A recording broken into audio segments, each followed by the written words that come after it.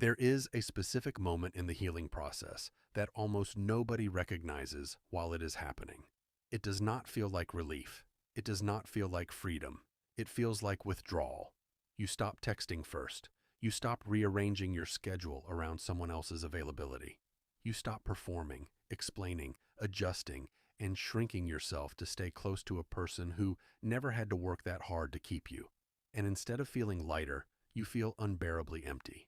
Most people assume this emptiness means they made a mistake, that they still need this person, that the chasing must resume so the pain will stop. But psychologically, something very different is taking place beneath the surface. The emptiness is not proof that you need to go back. It is the first sign that healing has already begun. Attachment researchers John Bowlby and Mary Ainsworth spent years studying what happens inside people when a bond feels uncertain. They discovered a behavior pattern called protest behavior, an instinctive response that activates whenever someone senses emotional distance from a person they feel attached to. Protest behavior shows up as overtexting, over-explaining, seeking reassurance, and chasing closeness the moment it feels threatened. Bowlby's research revealed something uncomfortable. This chasing is not really about the other person at all.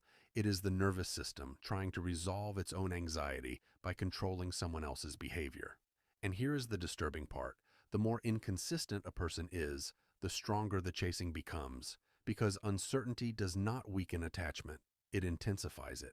This is why the people who give the least reassurance are often the hardest to stop pursuing. Your nervous system is not chasing love, it is chasing certainty.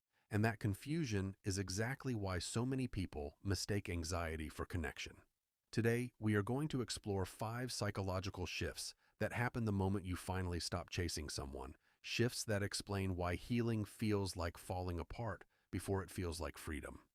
Shift 1. You stop mistaking anxiety for love. For a long time, the racing heartbeat before they reply, the constant checking of your phone, the relief when they finally respond, all of it felt like passion. It felt like proof that this person mattered more than anyone else ever had. But psychologically, that intensity is not always love. Often it is intermittent reinforcement, the same mechanism that makes slot machines addictive. When affection is unpredictable, your brain releases more dopamine chasing it than it would if the affection were stable and consistent. The unpredictability is what hooks you, not the person's character. The moment you stop chasing, this mechanism loses its fuel. The silence no longer triggers a dopamine search. And without that chemical urgency, you start to see the relationship more clearly, sometimes for the first time. Shift 2. The silence stops feeling like punishment. While you were chasing, every unanswered message felt like evidence of your own inadequacy. Their distance became a mirror you used to measure your worth. But once you stop initiating, something quietly shifts internally. The silence is no longer information about you. It becomes simply silence, empty space instead of emotional data. Psychologists call this a reduction in rejection sensitivity, the tendency to interpret ambiguous behavior as personal rejection. When you stop chasing, you stop feeding that interpretation daily. And gradually, someone else's silence stops having the power to define how you feel about yourself. Shift 3. You reclaim the identity you postponed. Chasing someone consumes enormous cognitive space. Your thoughts orbit around their mood, their intentions, their next message. Hobbies fade, friendships thin out, ambitions quietly wait in the background while your attention stays fixed on one person's inconsistency. The moment you stop chasing, that cognitive space does not disappear. It becomes available again. At first, this feels disorienting, almost like boredom, because your mind is used to being occupied by someone else's behavior. But this discomfort is actually your identity resurfacing.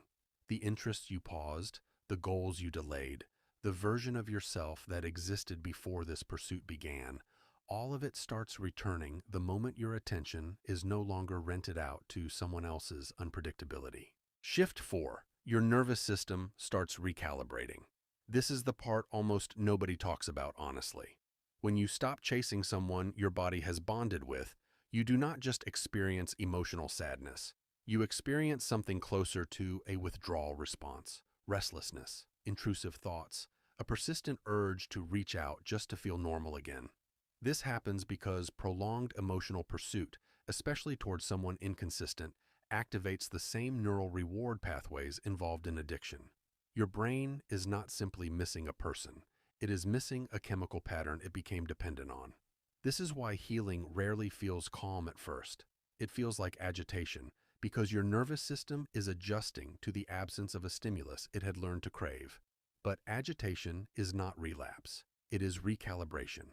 Every day you do not reach out, your baseline slowly resets until eventually calm becomes your default state again, instead of something you had to chase from someone else. Shift 5. You develop what psychologists call a secure self-reference point. Before healing, your sense of safety depended on someone else's mood, their replies, their consistency.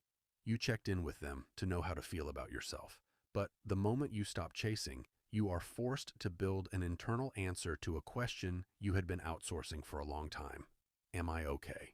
Slowly, painfully, and then eventually with surprising stability, you start answering that question yourself instead of waiting for someone else to answer it for you. This is what real security actually looks like.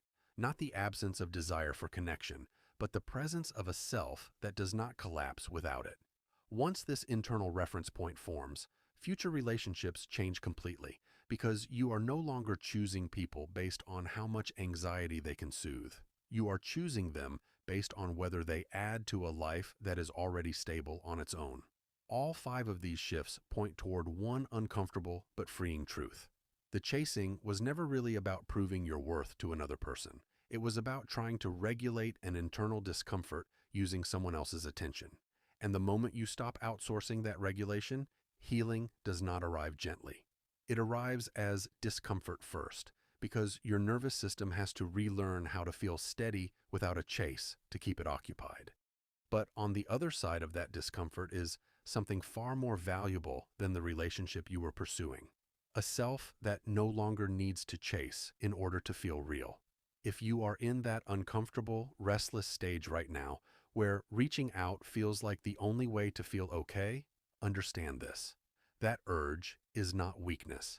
It is your old pattern trying one last time to keep control. And every time you sit with the discomfort instead of feeding it, you are not falling behind in healing. You are exactly in the middle of it. If this video helped you understand what you are going through right now, take a moment to reflect on which of these 5 shifts you recognized in yourself. Give this video a like. If it gave you clarity, it genuinely helps this message reach more people who need to hear it today. And if you want more videos like this, exploring the psychology of attachment, self-worth, and healing, subscribe to The Human Mind Map. Before you go, comment the word still if you are in the uncomfortable stage of healing right now, but you are choosing to stay still instead of chasing. Sometimes naming where you are is the first real step toward moving through it.